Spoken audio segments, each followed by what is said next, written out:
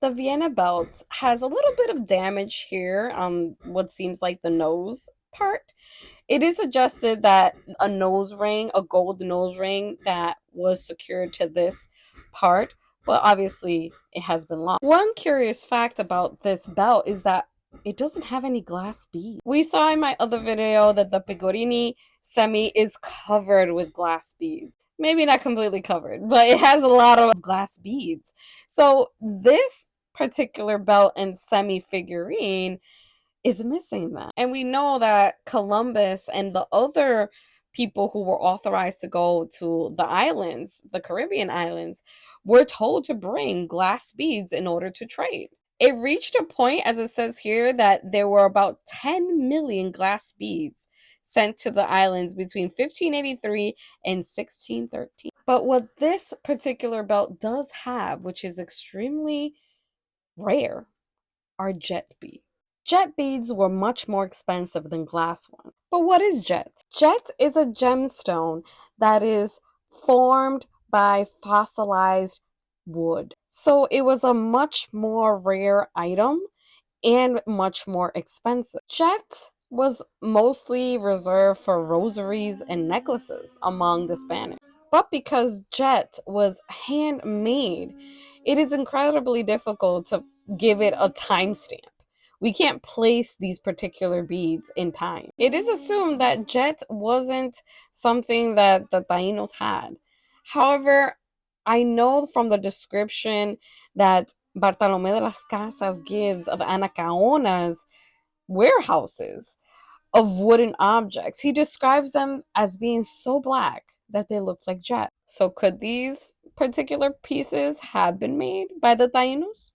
We don't know. We only have one other example of a jet bead among indigenous Taino artifacts, and this was found, as it says here, in El Chorro de Maita in Cuba, which consisted of a necklace of white coral beads strung with one spherical jet bead. And this is what the jet bead looks like on the semi from the top view, and we see that it has a brass piece within it. Like I said at the beginning of this video, I really think that this was just almost like a washer when we connect things, in that the brass piece is just to hang it. That's, at least that's how I'm seeing it in a decorative perspective. We do know that brass was imported as well, and that the Tainos quickly picked it up as they did everything else. So it could just be that this was part of what this piece was for, intentionally designed in a way to be decorative so that they could hang it. However, it doesn't seem likely because of the time period, because of what's happening. But as they always say, never say never. We also have another place for a jet bead, which is right here in what is the earring portion of the semi's face. We know that this is where the Puerto Ricans get pantalla, but until these pieces are fully analyzed, we can only speculate as to the time period that they were placed. The teeth of the semi is another point of analysis in order to determine where this piece came from. The individual pieces of teeth are interesting because normally Taino pieces did not look like. Normally, this is how the Tainos would depict the teeth, as one object. Sometimes it was made of gold and other material. So the belt having individual teeth is different. And as we see here, it is missing several of the teeth, and having this exposed piece of wood does make it strange. I would think, seeing the other examples of Taino art, that this probably had a piece of either glass or gold at one point, and with all the teeth in place, you would just see one little thin line of gold. Some have speculated that these little individual pieces of shell are actually African shells. However, we know that the Tainos had plenty of shells to pick from, so that speculation is kind of odd to include. Here we see an upside down, so this is looking at the semi's teeth, but looking this way, up.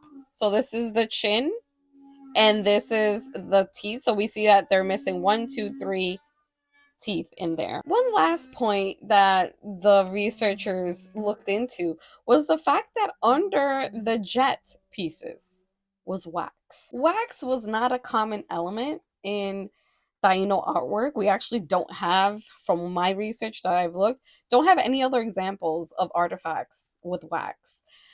But we do know that the Europeans use wax. So the speculation is that the jet and the brass and the wax were added by Europeans later on. And the last commentary in this research paper was the fact that maybe this piece was actually just made for European consumption.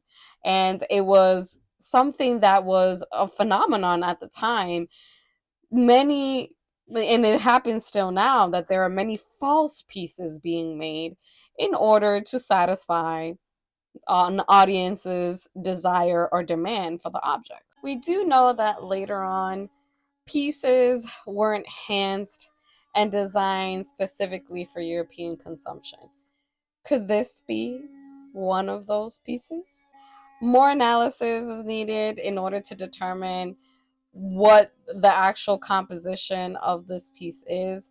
We need to analyze better the glass, the jet, even the wax that has been placed on this figure. But for the time being, this will be another Taino artifact that we can enjoy, analyze, and learn from, because it's so obvious that the Tainos were not just a bunch of lazy people that did nothing, that knew nothing, who were savages. This is not created by a mind that is not intelligent. You have to have a certain kind of skill to create an object like this. And not only create it, but make it last over 500 years.